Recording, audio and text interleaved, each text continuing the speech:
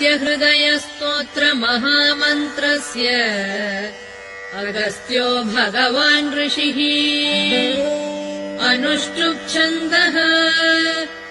श्रेयादियात्मा सूर्यनारायणो देवता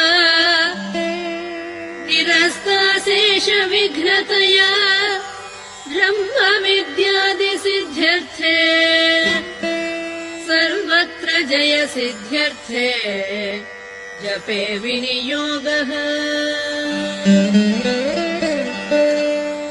ध्यानम् जयतु जयतु सूर्यम् सप्तलोकैकदीपम् किरणशमितपापक्लेशदुःखस्य नाशम् अरुणकिरणगम्यम् आदिम्